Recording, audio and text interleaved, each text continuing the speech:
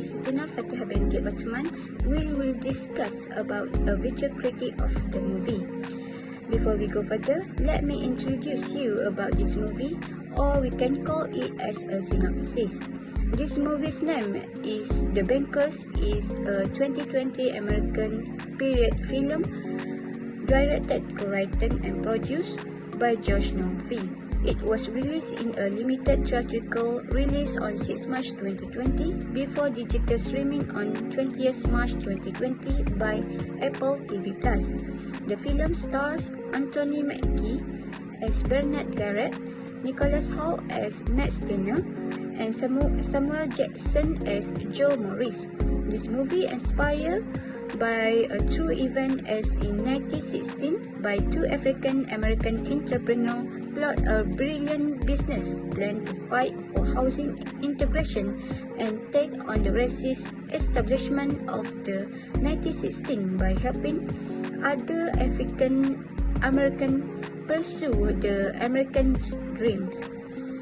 Joe and Bernard hire Matt Steiner, white man who had been one of his renovation workers. They spent a month teaching him how to go about money and the math of property and buildings. While Garrett and Morris themselves pose as a janitor and a chauffeur.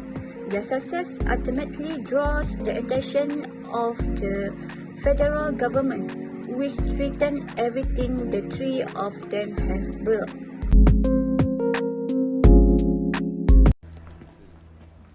Hi, I'm Bernard Garrett. I'd like to speak with Mr. Reed, please. I'm sorry, Mr. Reed is out. May I take a message? I have pretty good eyesight and I can clearly read the nameplate on his desk.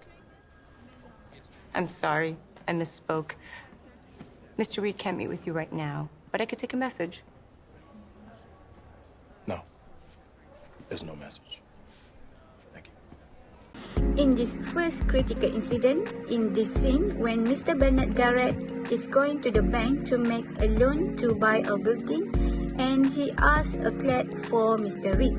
So basically, Mr. Bernard asks a clerk about Mr. Reed, and she responds that Mr. Reed is not in the office, while actually Mr. Bernard can see him clearly in the office. This scene shows a work ethic. The problem here is that the clerk is actually lying to Mr. Bernard that Mr. Reed is not in the office. This shows a very poor work ethic and unprofessional behavior in workplace. Lying is not one of the solutions for this. Based on the theory also, this is really not appropriate to lie to the client when they first time come to the office. It will cause the client very frustrated and unhappy with the service of the bank. In fact, I think for the improvement, the clerk should speak honestly at the first place and just tell to Mr. Bernard that Mr. Reed is not free at that time, or she can tell Mr. Bernard to make an appointment. As simple as that, just to avoid any conflict. How the hell did our lawyer miss that? Well, I couldn't use O'Keefe. What? Bernard checked the property so fast I moved up the purchase date. O'Keefe couldn't make it, so I hired someone else. Well, how'd you find him? I asked around. You asked around? He asked around. What the hell's that mean? We told you you weren't ready to run your own bank. We told you. You forced our hand, now here we are. Whoa. Who exactly did you ask to find this lawyer? Who, Matt? Florence. Florence? You asked Florence. For the second critical incident, show of the decision-making skill. The ability to make a decision is a valuable leadership trait, and it shows ability to think objectively and consider different options. An ability to make a quick decision can help establish a strong bond of trust with other employees that can strengthen your company's culture. We analyzed that Matt Steiner had made a bad decision making as he did not use the lawyer Mr. Bernard recommended, who is O'Keefe, but instead he asked Florence, the one put bad loan into package. This action actually get him Joe and Mr. Burnett all arrested under federal banking laws. This really shows that there is an ineffective communication since Matt was under Burnett and Joe and he should follow his leader order, but the opposite happened. Matt Steiner should ask or refer Joe and Burnett first before making a decision. He should ask what to do if he could not agree with Burnett's recommended lawyer, which is O'Keefe. That's how he should work. The leaders then may help the employees with other possible solution instead of making useless decision. No one is going after that market, but I can. Your confidence is impressive, but 10,000 less than asking is not enough. Once I lease the units, I can give you your full asking price. Let's say by June. You want me to loan you $10,000 so you can buy my building? Well, it's not a loan, it's an investment. It's a loan for more than 3 times what the average American family make in a year. 2.4 times. What? The average American income in 1953 was $4,233. 10,000 is 2.4 times the average income. Well, I admire your entrepreneurial gusto, but The third critical incident in this movie is negotiation skill. Negotiating is the process of communicating back and forth for the purpose of reaching a joint agreement about different needs or ideas. Based on this movie, we can see that Mr. Burnett and Mr. Barker is really good in their negotiation skill. As for Mr. Burnett, he was really well prepared to the Mr. Barker because we can see that he can provide all those statistically facts regarding to the average of market income, which is a really good approach to convince Mr. Barker. Besides, Mr. Barker also a polite person as he shows his respectful disagreement toward Mr. Burnett. He make a compliment to Mr. Burnett by saying, "Well, I admire your entrepreneurial gusto," before disagreeing the offer made by Mr. Burnett.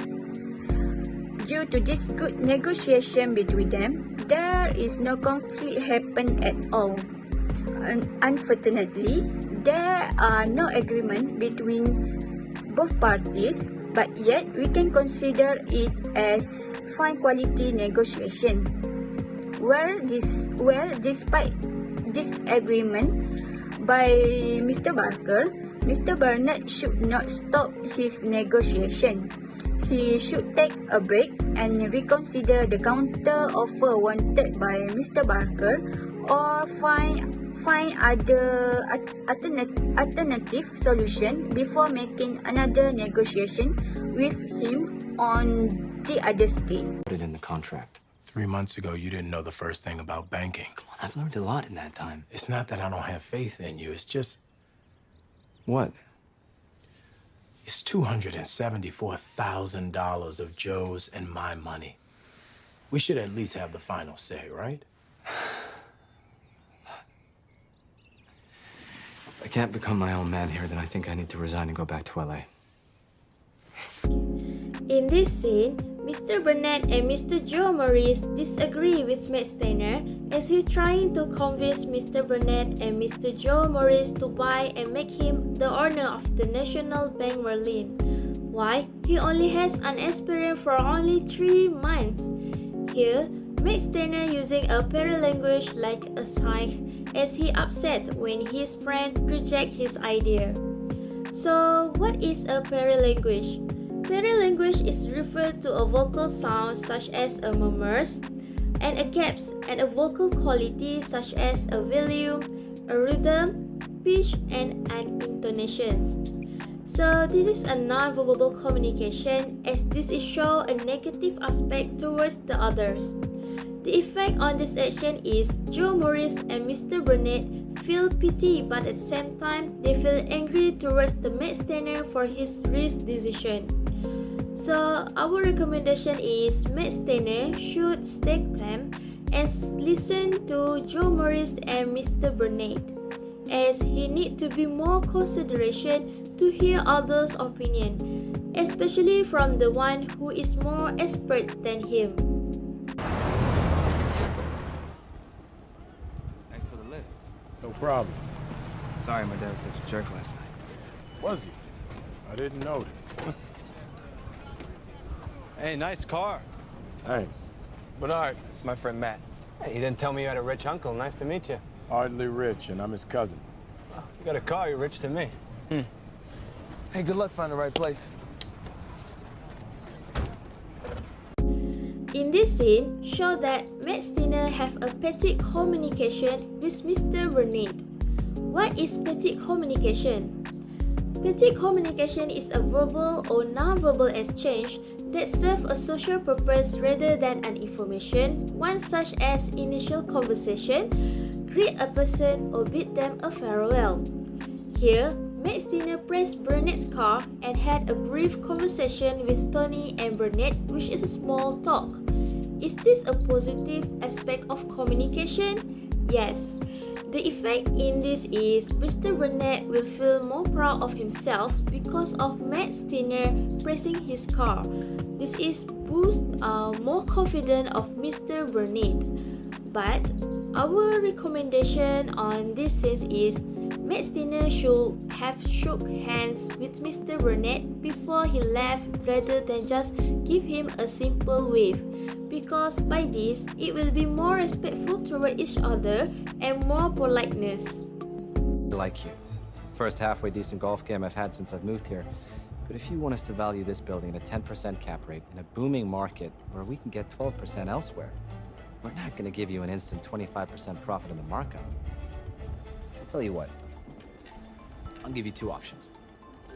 We get an 11% capital return rate, and you get your 25% profit in the markup. Or we get a 10.5% cap rate, and you take an 18% instead of a 25% markup. You can choose, but he can't help you.